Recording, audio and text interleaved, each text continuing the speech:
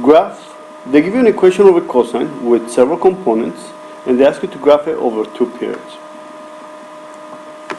First, let's look at each of the components. We have a -3, so the -3 will be your letter A, which provides our amplitude.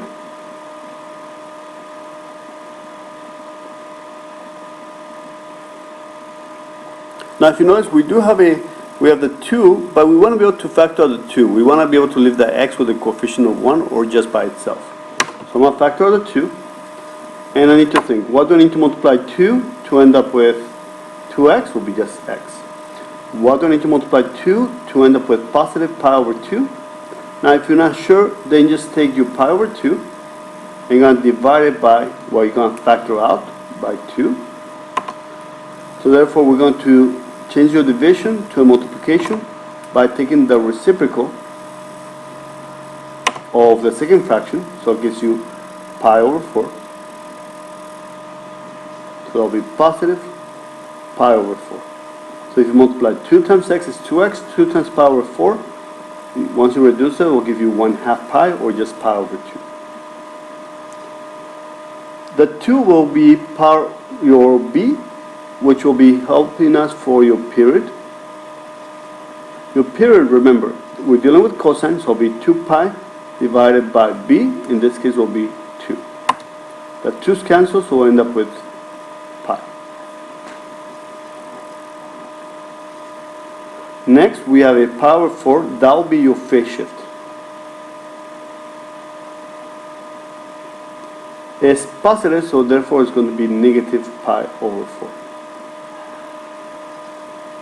That means that our whole graph will be shifted to the left 1/4. And we need to make sure that we do over 2 periods. We just shifted a little bit to the left, so I'm just going to place my y-axis here. My period is not too lengthy, so I should have enough space on the right. And we're not shifting up or down, so I'm just going to place my x-axis here.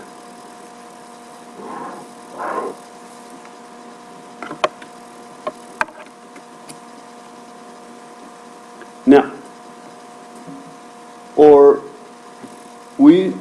we're supposed to start at 0, and we're dealing with 4, so I can just place 1, 2, 3, 4 will be pi. 1, 2, 3, 4 will be 2 pi. To the left will be 1, 2, 3, 4 will be negative pi. So this was supposed to be start, and pi was supposed to be your period, but now we have to shift it to the left. So therefore, we are going to shift your 0 becomes a -1 pi over 4, which is right here. That'll be your new start. I need to be able to find my end. So therefore, my start is negative pi over 4, and my end, I'm going to add pi, my period, to it. In order to add, I need to have the same denominator, so I'm going to place over 1, and I'll multiply by 4. That will give me negative pi over 4 plus 4 pi over 4 will give me 3 pi over 4. So these are fourths, 1, 2, 3, 4 fourths. So 3 pi over 4 will be here. So therefore, this will be my period. I'm going to divide that section in 4. Half it, half it, half it. And my amplitude is 3, 1, 2, 3. I'm going to go up 3, and 1, 2, 3. I'm going to go down 3. Now I'm dealing with cosine, and I need to remember cosine. Am I going to start at 0 or at 1? I'm going to start at 1. In this case, will be 3. So it will be 3, 0, down, 0, up 3. And make sure that you make a curve. So this will be 1 period for cosine. Now I need to do another period. So therefore, I need to go to find out where my second end again is going to end. Now some of you guys will say, well, it's 1, 2, 3, 4 little squares. So I'm just going to count 1, 2, 3, 4 little squares, which is perfectly right, but I want to be able to see the mathematical addition, mathematical computation. So in this case, I'm going to add where you ended, my second end, will be 3 pi over 4. And once again, I'm going to add 2 pi.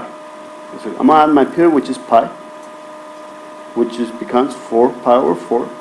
So I'm just going to add pi to this. That will give me 7 pi over 4. And that is 1, 2, 3, 4, 5, 6, 7 pi over 4, which is here. This will be 8/4, which is 2 pi. Now I'm going to divide this in 4 sections again. I'm going to take half, half it, half it. Start at 3, go to 0, down to -3, 0, and up to 3 again. And that'll be my second period.